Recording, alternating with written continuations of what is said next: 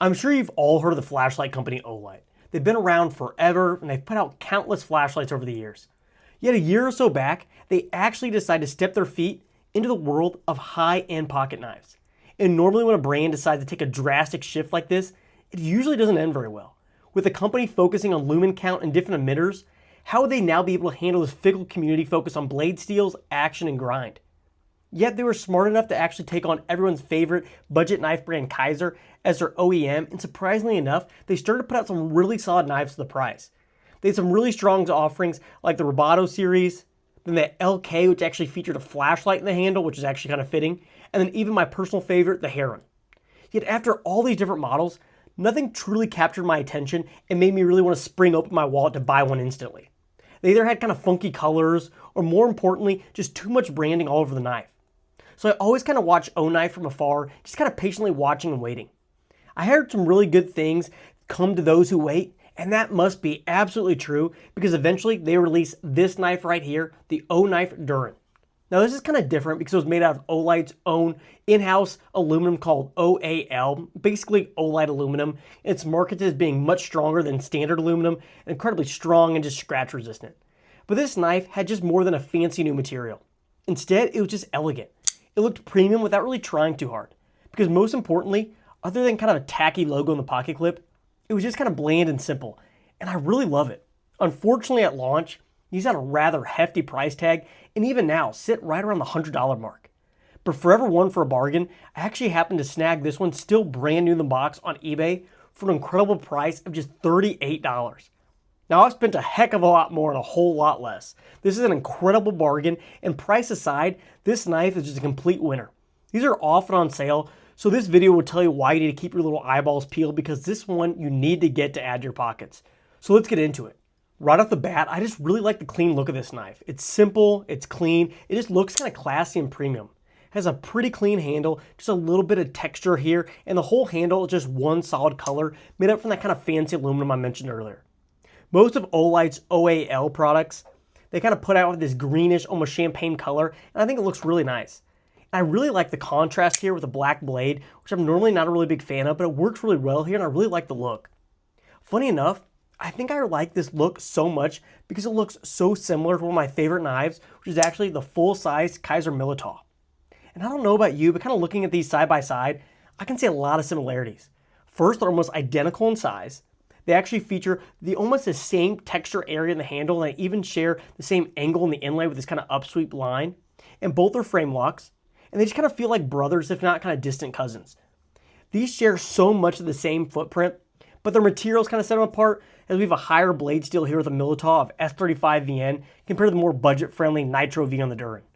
The Militaw also features titanium and micarta construction versus its aluminum, but they're still very similar. So if you're unable to afford this Militaw, or one thing really close to this without the full retail price tag, this should get you about 75% of the way there. Now let's pivot back to this O-Knife here. And normally, I kind of love to see titanium or micarta, kind of like that Militaw. Aluminum here doesn't really impress me normally, but that's actually not the case here. Because this is featuring Olight's new OAL, which again, they're very proud of. This is their own in-house aluminum. They're very proud of this because they actually mention it here on the handle, made of OAL. It just feels really nice in hand. The milling on this handle just feels really, really nice to touch. This is a pretty nice sized knife. This is 8 inches overall. It has a handle length of 4 inches, so it also feels really nice and comfortable in hand. You have a really nice grip here with the finger choil, and my thumb lands perfectly in the jimping here. It's just really nice to hold. And even though it's a little bit on the larger side compared to some other knives I typically carry, this actually still carries really, really well. It has a nice deep carry pocket clip, though unfortunately with some branding on it, but it rides really deep and it carries really great. Another factor to that comfort, just how skinny and thin this knife is. It's not chunky by any means, it's actually rather compact, so it lays up really nice against your thigh nicely. It's completely out of the way in the pocket. I honestly really enjoy carrying this one, and it's seen a lot of pocket time recently. So what kind of specs do we have here? I already kind of covered the dimensions briefly outside of blade length, which is 3.5 inches, so it's definitely a nice sized blade here of Nitro V. And is Nitro V the most exciting blade steel out there? No, but it's incredibly serviceable and it's still a really nice deal for the price. This is found on tons of knives currently, especially around and kind of under that $70 mark, as it's tough and it's fairly easy to sharpen. That said, Nitro V is definitely more of a budget steal in my eyes. Yet this knife has a retail price around $100. And that what kind of has me a little bit curious slash disappointed. I feel like at that price, I feel like this steel could definitely be elevated to something a little bit more premium. Don't get me wrong, this is still a really great steel, really usable, you'll get your use out of it, but when you're paying $100 for it, I just think we can find a little bit more for that. For example, the Ontario Rat 1.5, it actually has MagnaCut, which is a huge step up compared to Nitro V. It's around the same price point, right around the $100 mark, so a little bit harder to justify. This is still a really, really solid piece, and I absolutely love it. But I would love it a lot more if it had like a retail price closer to the $70 mark, or kind of around there. So if you're interested in this knife, just kind of keep your eye on it, because these are frequently on sale, so you might find a good deal out there. Now I really, really like this knife, and I've been carrying it pretty often recently. But it's not perfect. So here's kind of a quick recap of some pros and cons I found while carrying this guy. Pros, first off, the overall appearance. I think this looks really clean with a really subtle milling here, the texture in the handle, just really the lack of kind of branding anywhere on the show side of the blade, just the name here on the back. I just really love this green and kind of black blade combo. I think it looks like a really premium looking knife. I really like it. I also really like how this carries due to the slim profile. It doesn't really take up much room in the pocket. You kind of forget it's there despite this kind of rather large size. I also really like the action here. Though frame locks are a little bit a meh for me normally, as long as you don't put your fingers here in the lock bar, this flies out and then slams closed. The action's done really well here, and though it's not as fidgety as a crossbar lock or something like a top liner lock, it's still pretty fun to play with for sure. Finally, I like how this feels in hand. It's a little bit on the larger side compared to some other knives out there, but it fits my hand very well. Really incredibly comfortable grip, and this aluminum paired with this milling here is just really nice to the touch. Just a really extremely well done knife. But it's not perfect. For one, I kind of mentioned it earlier, but I feel like it's a hair high price-wise.